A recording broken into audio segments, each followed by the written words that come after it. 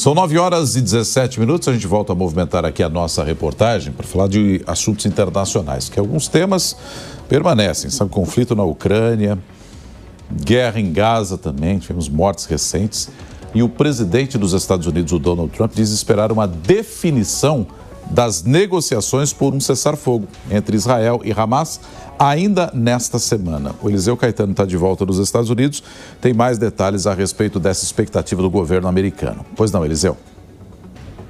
Oi, Leonato. Bom dia novamente para você, para a Soraya e para todos que acompanham o Jornal da Manhã. A gente fala ao vivo, direto dos Estados Unidos, neste momento, 8 horas da manhã, com 18 minutos aqui na costa leste do país. Temperatura de momento no sul da Flórida, 23 graus Celsius. Dia chuvoso por aqui, como aliás foi durante o fim de semana. E lá em Washington, D.C., na capital, o dia já começa com muito trabalho para o Donald Trump. Ele ficou de plantão esse fim de semana e ontem, no domingo, ele conversou com jornalistas que estavam fazendo plantão lá no setor de comunicação da Casa Branca e disse que espera uma definição para a assinatura do acordo de cessar-fogo entre Israel e a organização terrorista Hamas para pôr fim, pelo menos por um prazo de 60 dias, na guerra na faixa de Gaza, que já dura aí mais de 2 anos, ainda nesta semana, viu? Donald Trump estava muito ansioso e com uma expectativa, de acordo com os colegas jornalistas, até alta com relação a isso.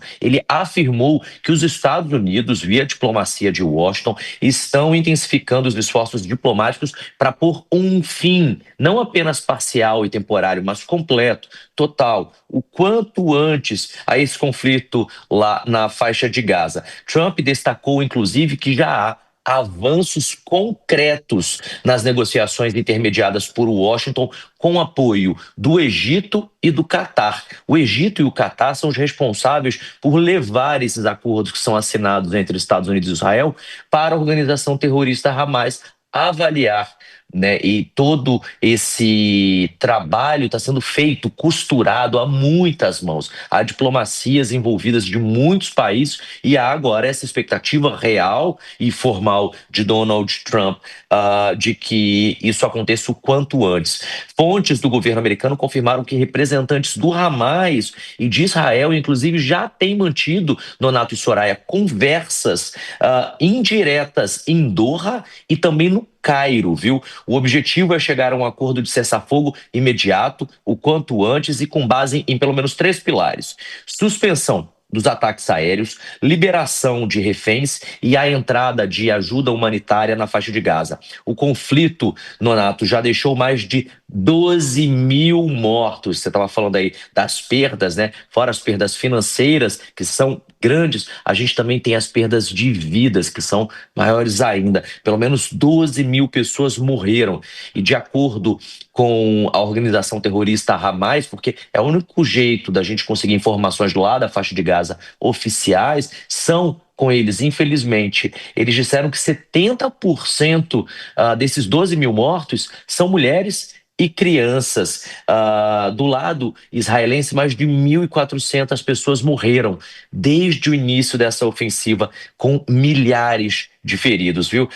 A infraestrutura civil em Gaza também está devastada, como a gente confere nas imagens. Quem nos acompanha em vídeo consegue perceber que pouco restou das sociedades existentes ali, em termos de cidades, de estrutura mesmo, né? Gaza está devastada. 80% dos hospitais já estão destruídos, fora de operação, segundo a ONU. E mais de 1 milhão de pessoas estão deslocadas internamente, ou seja, não saíram de Gaza. E aí, por que não saíram de Gaza? Porque se, por um lado, Israel intensifica os ataques e a ofensiva por terra, por outro lado, o Egito não os deixa passar na tentativa de fugir e de tentar sobreviver à ofensiva israelense. Tem uma passagem chamada a passagem de Rafah, né? E centenas de milhares de pessoas estão paradas ali, acampadas no portão, e os egípcios não permitem essa entrada, numa tentativa talvez de conseguir um asilo por exemplo, isso não é possível por lá.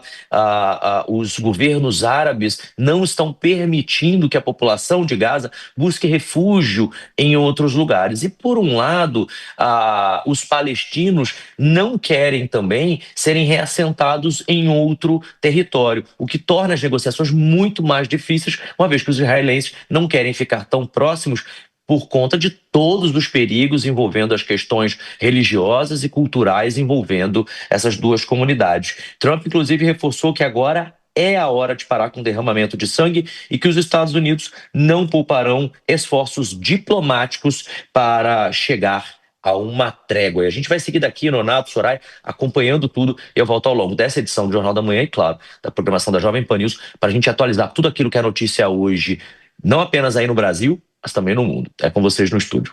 Tá certo. Muito obrigado, Eliseu Caetano, direto dos Estados Unidos. Nós vamos passar esse assunto aqui também para conversar com o Zé Maria Trindade, nosso comentarista de hoje. Ô Zé, infelizmente o número de mortes é elevadíssimo, né? O Hamas fala em 55 mil mortos desde que começou essa ação de Israel numa resposta à entrada deles em território israelense. Por outro lado, volta e meia a gente está noticiando aqui todo dia que o Israel acabou mirando num jihadista, acertou numa distribuição de água, que é a informação mais recente, e aí civis acabam morrendo. Ou seja, é um massacre assustador e um número elevado de mortos lá em Gaza, completamente destruída, como destacou o Eliseu. Será que esse cessar-fogo sai por pelo menos 60 dias para dar uma trégua lá, Zé? A expectativa é que saia não imediatamente. Falta de cálculo, um erro ali chamado efeito colateral. A guerra tem isso, né?